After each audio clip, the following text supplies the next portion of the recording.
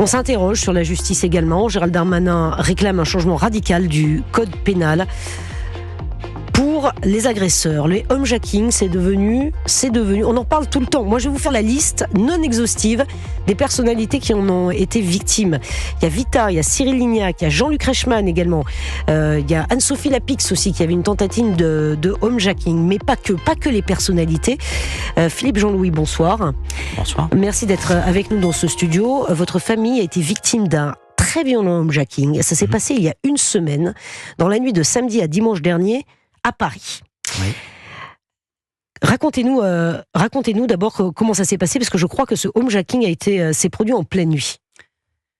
3h du matin, ma femme, sa fille, notre fille, puisque je considère ma belle-fille comme ma fille, une amie de ma fille, les deux 15 ans, tout le monde dort. 3h du matin, des deux individus commencent à taper dans la porte. Ça ne réveille personne. Tout le monde intègre ça, a priori, dans la maison avec un petit peu de recul, dans un rêve. Tiens, ça tambourine, c'est peut-être des explosions dues au match. Voilà. Les gens qui fêtent, qui cassent des voitures, peut-être que ça explose, voilà. Et à un moment donné, on a une plus grande fille et on se dit, ma femme se dit, peut-être que c'est elle qui est qui a du mal à ouvrir la porte. Je vais aller voir. Elle ouvre la porte de la chambre. Et vous n'étiez pas là ce soir-là, hein? Je n'étais pas là, bien malheureusement. Oui, bien malheureusement, ni nos chiens, ni moi. Et elle ouvre la porte et elle se retrouve face à deux individus cagoulés. Elle se met directement à hurler pour réveiller nos filles, les filles qui dorment.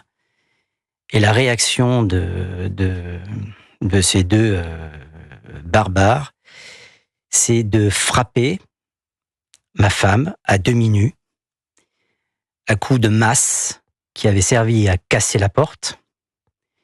Mais ça ne suffisait pas. Elle a pris une volée de coups de poing au visage, derrière la tête, sur les côtés. Elle est tombée dans son lit.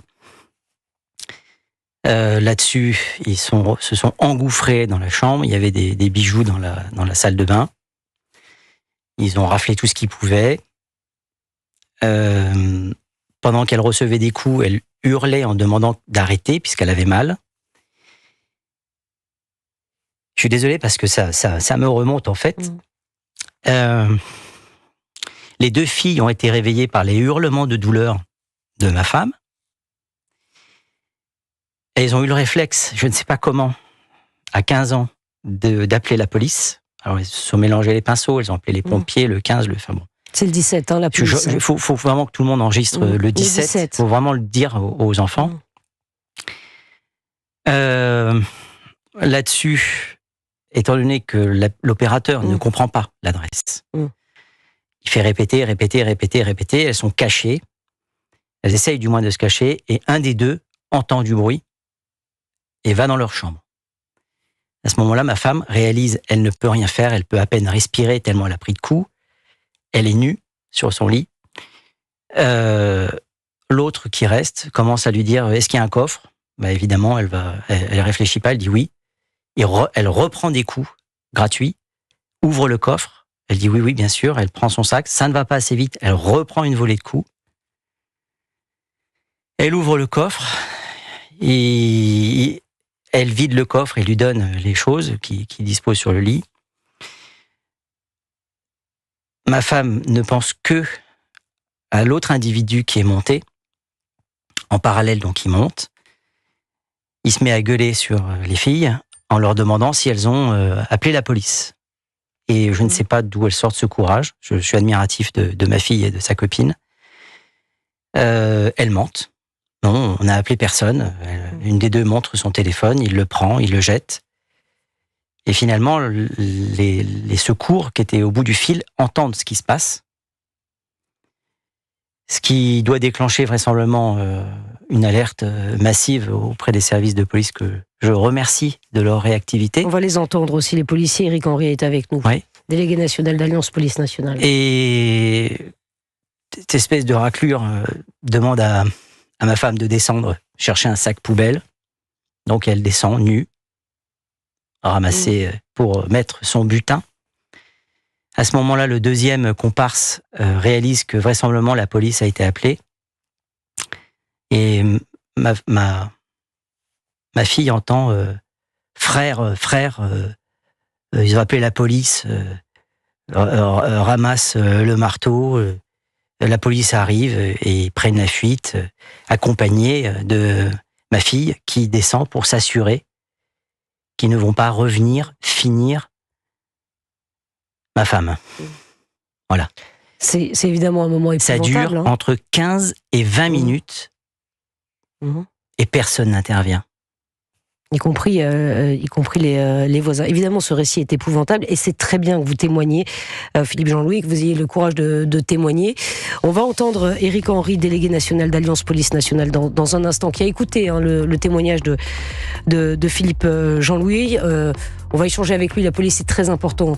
Et puis donner peut-être des conseils. Je voudrais que Éric Henry donne des conseils à tous ceux qui nous écoutent en cas de homejacking. Et c'est tout de suite sur Europe 1, il est 19h25. Europe 1 Soir Week-end. 19h, 21h, Pascal de la Tour du Pin. Je suis toujours avec Philippe Jean-Louis, dont la famille a été victime d'un très violent homejacking il y a une semaine à Paris. Vous étiez évidemment très ému en nous racontant le déroulé des faits, d'autant plus que vous avez été auditionné. Votre femme a été auditionnée également. Combien d'heures d'audition ? Je crois qu'on est entre 10 et 11 heures en 3 fois. C'est énorme. Et chaque audition, j'ai droit à exactement tous les détails des coups qui ont été portés gratuitement, les moments où ma femme a demandé que ça s'arrête, le moment où elle a entendu « on va te tuer », maintenant ou tout à l'heure, et tout ça entendu par ma fille. Je sais pas, on est projeté en fait dans un état de barbare. Je pensais vivre dans une cité au sens noble, et en fait je vis entouré de barbares, seul, en pleine nuit. Ma femme se fait agresser et personne ne réagit. Personne, aucun voisin. Il y a un voisin qui a eu tellement peur, il a eu le courage d'appeler le 17, point barre. Il n'a pas eu l'idée d'aller crier dans la rue, de faire. Les gens se plaignent quand il y a des gens qui font de la musique et du bruit, mais à 3h du matin, quand on défonce une porte blindée et qu'il n'y a personne n'entend rien. Je comprends votre colère. Éric Henry, délégué national d'Alliance Police Nationale, bonsoir. Bonsoir. Vous avez évidemment entendu les mots de Philippe Jean-Louis, qui est extrêmement marqué par cet événement extrêmement violent dont sa famille était victime il y a une semaine. Le récit et le déroulé de ce homejacking vous surprend-il, Éric Henry ? Le témoignage de monsieur est édifiant, il est terrible. Et je lui apporte mon soutien, ainsi qu'à sa famille, et évidemment toute ma compassion. Alors malheureusement, oui, ce que vient de raconter monsieur arrive malheureusement assez souvent lorsqu'il y a commission d'un homejacking, parce qu'on a affaire souvent à des jeunes de 14 à 25 ans, plutôt que même 14-20 ans, qui sont extrêmement violents, qui sont souvent connus pour des faits de droit commun, multirécidivistes, issus des quartiers sensibles de banlieue, qui veulent gravir les échelons pour essayer d'aller dans le banditisme, pour essayer de se faire reconnaître. Mais alors, effectivement, ils font preuve d'impulsivité, ils ne sont pas assurés et ils utilisent une violence inouïe, décomplexée et totalement, évidemment, inutile, parce que l'objectif, c'est de terroriser les victimes. Dans quel but, ou les proches, malheureusement. Dans quel but de terroriser ? Parce que là, effectivement, monsieur Jean-Louis racontait que sa femme n'a opposé aucune résistance. Pourquoi frapper à ce point, tabasser les gens ? Avec une masse. C'est la Bien sûr, que ce soit par des masses, des tasers, des pistolets à impulsion électrique, ça s'est déjà vu, marteau, club de golf, avec des serflex. C'est une violence gratuite, une violence qui est faite pour déshumaniser, qui est faite pour humilier et également pour se faire remettre les objets qu'ils sont venus chercher. Mais ces gens-là ne sont pas, je dirais, des gens éduqués, pardonnez-moi l'expression, ce sont des barbares, vous l'avez dit monsieur, et je vous rejoins, ce sont des gens qui n'ont aucune règle, aucun humanisme, et qui viennent tout simplement pour se servir, et se servir à tous les niveaux. Et se servir à tous les niveaux. Éric Henry, peut-être, avant de parler de la question de la justice, puisque Gérald Darmanin réclame un changement radical du code pénal, parce que ces personnes, une fois qu'elles sont attrapées, ne sont pas assez sévèrement sanctionnées, parce que nous ne disposons pas des outils légaux. Mais Éric Henry, peut-être pour les auditeurs qui nous écoutent, quels sont les conseils que vous donneriez en cas de situation similaire? Alors, le premier facteur essentiel, c'est d'éviter de s'afficher sur des réseaux sociaux. C'est pas le cas. Oui, Et éviter d'afficher son train de vie. Là, c'est pas le cas, bien sûr, parce qu'il y a deux profils. Il y a les homejacking au préjudice des personnalités. Et il y a les homejacking au préjudice, je dirais, d'anonymes, pardonnez-moi l'expression. Oui, bien mais sûr. Qui représentent un intérêt pour les auteurs parce que pour eux, ils vivent dans des endroits cossus, dans de belles villas ou de belles maisons, et ce qui est synonyme d'aisance financière. Ouais. Donc, pour les personnalités, et globalement, on peut quand même aussi se l'approprier à soi-même, c'est d'éviter de s'afficher sur les réseaux sociaux, son train de vie, mettre ses objets de valeur, par exemple, parce que, évidemment, les auteurs des homejacking repèrent leur cible de cette manière. Et les internautes, ceux qui mettent, qui parlent qui exhibent leur vie, entre guillemets, sans s'en rendre compte, donnent des indices sur leur lieu de vie. La manière d'y accéder, etc., etc. Donc, il y a effectivement ça. Après, ce qu'il y a aussi, c'est qu'on a affaire à des jeunes qui repèrent dans des villes, dans des quartiers cossus, des maisons, et qui après passent à l'acte. Il y a aussi une sorte de passage d'information, un petit peu comme une sorte de pôle emploi où on se communique de bande à bande quelques filons entre guillemets. Et troisième chose, il y a aussi des commanditaires. Donc des commanditaires qui repèrent des maisons et qui envoient des jeunes. Tout est bien cloisonné pour rendre plus difficile le fait de remonter jusqu'au commanditaire. Alors ça, c'est bien évidemment la première des choses, faire attention à ne pas exhiber sa vie sur les réseaux sociaux, mais malheureusement on est obligé aussi de se bunkeriser. Et vous l'avez pourtant bunkeriser Mais ma femme va quand même pas devoir porter un voile intégral pour sortir de chez elle et aller travailler quand même. Non, on ne demande pas tant. Non, pas du tout. C'est pas ce que dit Éric Henry, mais effectivement, là, c'était aussi un cas différent, parce qu'il n'y avait pas d'exhibition sur les réseaux sociaux, mais comment se protéger à l'intérieur de son domicile? À l'intérieur de son domicile. Donc alors, et c'est sûr, malheureusement, monsieur, mais je vous rejoins, évidemment que c'est scandaleux, c'est qu'on est obligé de se bunkeriser dans cette société, se barricader. Parce qu'on a affaire à des barbares qui veulent prendre ce qu'ont les autres. Alors, ça s'appelle une razzia. Télésurveillance, ça s'appelle une razzia, bien sûr. Mais nous condamnons. On le voit malheureusement trop souvent. Donc, les systèmes de sécurité, entre guillemets, avancés comme une alarme avec télésurveillance, les caméras de surveillance, des serrures renforcées, et vous en avez parce que vous avez une porte blindée. Donc, c'est une vigilance aussi quotidienne. Malheureusement, ça n'a pas fonctionné non plus, et je vous rejoins, je comprends votre colère. La participation citoyenne, les voisins vigilants qui auraient pu intervenir sans se mettre en danger en appelant tout de suite le 17. Voilà toute une série, mais il n'y a pas de règles. Il n'y a pas le risque zéro n'existe pas. Il n'y a pas de règles. C'est toute une addition de